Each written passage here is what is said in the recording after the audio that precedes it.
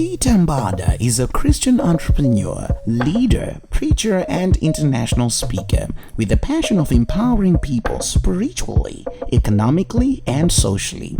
He's a co-founder and chairman of the BTAS Group, founder and president of Men of Valor and Excellence, MOVE, a Christian men's organization with membership in Africa, United States, Japan, Middle East, and Australia.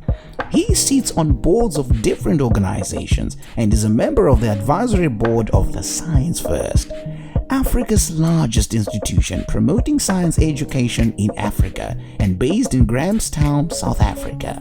He's a founding member of the Movisi Foundation, registered in the United Kingdom and involved in funding education for the underprivileged kids in Africa. He's an author of 3 books and over 500 articles. Peter Mbada holds a Bachelor's of Science honors in Mechanical Engineering and a Master's degree in Business Leadership, MBL, from the School of Business Leadership, UNISA. He's married to Jacqueline and they have 2 beautiful children, Tehila and Shabak.